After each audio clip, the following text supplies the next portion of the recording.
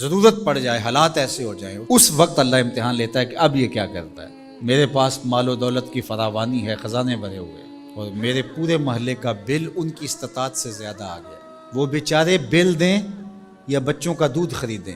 اب امتحان آیا تھا سیٹھ صاحب کا، اب امتحان آیا تھا امیر شہر کا، اب امتحان آیا تھا اس دولت مند کا۔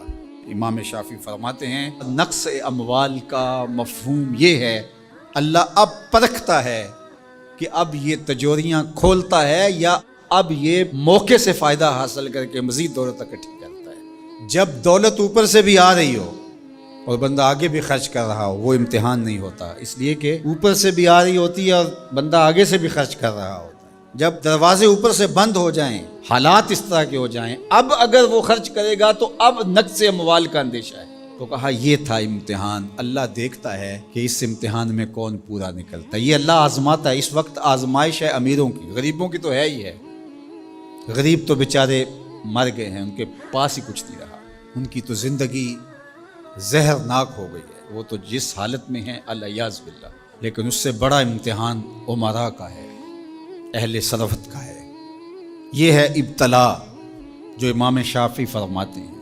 فرمایا اس موقع پر نفلی خیرات کر کے وہ اپنے بھائیوں کو، رشتہ داروں کو، گلی محلے کے لوگوں کو اب کیا وہ مدد کر کے ان کو مشکل سے نکال سکتے ہیں، اور اب وہ نکالیں گے تو انہیں خود بھی ڈر ہے کہ ہم بھی کمزور ہو جائیں گے، ہم بھی ان کی لائن میں کھڑے ہو جائیں گے۔ اللہ فرماتا ہے یہی تو ہم نے تم سے امتحان لینا تھا، اور اگر تم امتحان دے دیتے، کامیاب ہو جاتے، تمہیں اس لائن میں نہ آنے دیتے، ان کو بھی اٹھا کے اللہ اوپر کر دیتا۔